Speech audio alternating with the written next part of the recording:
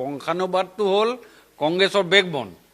আজি স্বাধীনতাৰ কালৰ পৰাই তেওঁলোকৰ এইটো চলি আছে। তেওঁলোকৰ যিটো ইনগ্ৰেডিয়েণ্ট, দলৰ যিটো পলিচিতে এইটো আছে আৰু সেইটো পলিচি তেওঁলোকে আজিৰ ডেটত তেওঁলোকে এইটো মানে কণ্টিনিউটিটো তেওঁলোকে ৰাখিছে। আজি আপুনি চাওক, জৱাহৰলাল নেহৰুৰ পাছত ইন্দিৰা গান্ধী বা ৰাজীৱ গান্ধী, ৰাহুল গান্ধী ক্ৰমাগতভাৱে তেওঁলোকৰ যিটো আহি আছে সেইটোকে তেওঁলোকে পৰম্পৰাটো ৰক্ষা কৰিছে আৰু ইয়াত অন্য একো কথা নাই।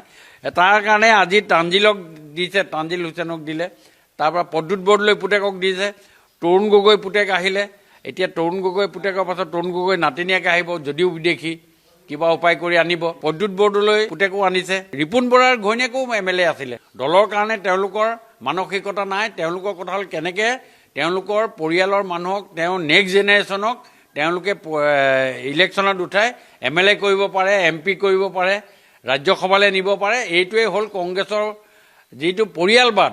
এই পৰিয়ালবাদক যাতে আগন্তুক দিনত উৎখাত কৰিব পাৰে, এই পৰিয়ালবাদক যাতে কোনো কাৰণে প্ৰশ্ৰয় নিদিয়ে, তাৰ কাৰণে অসমৰ ৰাইজক মই অনুৰোধ কৰিছোঁ। বংশানুবাদটো হ'ল কংগ্ৰেছৰ বেকবন।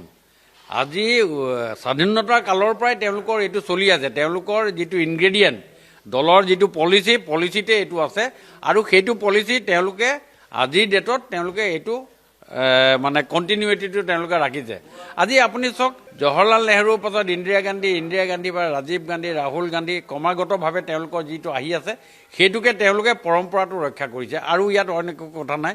তাৰ কাৰণে আজি তানজিলক দিছে, তানজিল হুছেইনক দিলে, তাৰপৰা প্ৰদ্যুৎ বৰদলৈ পুতেকক দিছে, তৰুণ গগৈ পুতেক আহিলে, এতিয়া তৰুণ গগৈ পুতেকৰ পাছত তৰুণ গগৈ নাতিনীয়েকে আহিব, যদিও বিদেশী কিবা উপায় কৰি আনিব। প্ৰদ্যুৎ বৰদলৈ পুতেকো আনিছে, ৰিপুণ বৰাৰ ঘৈণীয়েকো MLA আছিলে। দলৰ কাৰণে তেওঁলোকৰ মানসিকতা নাই। তেওঁলোকৰ কথা হ'ল কেনেকৈ তেওঁলোকৰ পৰিয়ালৰ মানুহক, তেওঁ নেক্সট জেনেৰেশ্যনক তেওঁলোকে ইলেকশ্যনত উঠাই MLA কৰিব পাৰে, MP কৰিব পাৰে, ৰাজ্যসভালৈ নিব পাৰে। এইটোৱে হ'ল কংগ্ৰেছৰ যিটো পৰিয়ালবাদ।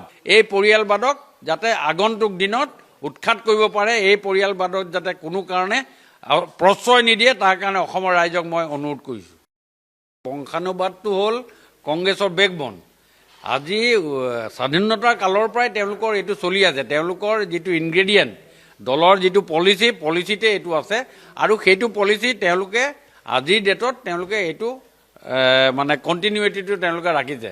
আজি আপুনি চাওক, জৱাহৰলাল নেহৰুৰ পাছত ইন্দিৰা গান্ধী বা ৰাজীৱ গান্ধী, ৰাহুল গান্ধী ক্ৰমাগতভাৱে তেওঁলোকৰ যিটো আহি আছে সেইটোকে তেওঁলোকে পৰম্পৰাটো ৰক্ষা কৰিছে আৰু ইয়াত অন্য একো কথা নাই।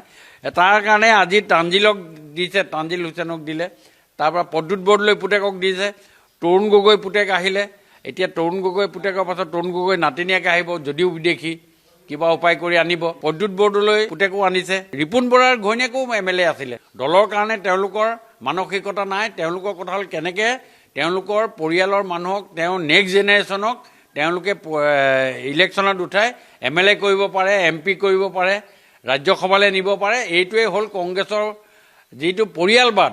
এই পৰিয়ালবাদক যাতে আগন্তুক দিনত উৎখাত কৰিব পাৰে, এই পৰিয়ালবাদক যাতে কোনো কাৰণে প্ৰশ্ৰয় নিদিয়ে, তাৰ কাৰণে অসমৰ ৰাইজক মই অনুৰোধ কৰিছোঁ। বংশানুবাদটো হ'ল কংগ্ৰেছৰ বেকবন।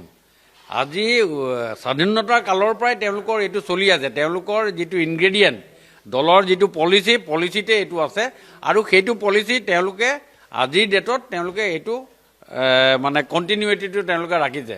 আজি আপুনি চাওক, জৱাহৰলাল নেহৰুৰ পাছত ইন্দিৰা গান্ধী বা ৰাজীৱ গান্ধী, ৰাহুল গান্ধী ক্ৰমাগতভাৱে তেওঁলোকৰ যিটো আহি আছে সেইটোকে তেওঁলোকে পৰম্পৰাটো ৰক্ষা কৰিছে আৰু ইয়াত অন্য একো কথা নাই। তাৰ কাৰণে আজি তানজিলক দিছে, তানজিল হুছেইনক দিলে, তাৰপৰা প্ৰদ্যুৎ বৰদলৈ পুতেকক দিছে, তৰুণ গগৈ পুতেক আহিলে, এতিয়া তৰুণ গগৈ পুতেকৰ পাছত তৰুণ গগৈ নাতিনীয়েকে আহিব, যদিও বিদেশী কিবা উপায় কৰি আনিব। প্ৰদ্যুৎ বৰদলৈ পুতেকো আনিছে, ৰিপুণ বৰাৰ ঘৈণীয়েকো MLA আছিলে। দলৰ কাৰণে তেওঁলোকৰ মানসিকতা নাই। তেওঁলোকৰ কথা হ'ল কেনেকৈ তেওঁলোকৰ পৰিয়ালৰ মানুহক, তেওঁ নেক্সট জেনেৰেশ্যনক তেওঁলোকে ইলেকশ্যনত উঠাই MLA কৰিব পাৰে, MP কৰিব পাৰে, ৰাজ্যসভালৈ নিব পাৰে। এইটোৱে হ'ল কংগ্ৰেছৰ যিটো পৰিয়ালবাদ। এই পৰিয়ালবাদক যাতে আগন্তুক দিনত উৎখাত কৰিব পাৰে, এই পৰিয়ালবাদক যাতে কোনো কাৰণে প্ৰশ্ৰয় নিদিয়ে, তাৰ কাৰণে অসমৰ ৰাইজক মই অনুৰোধ কৰিছোঁ।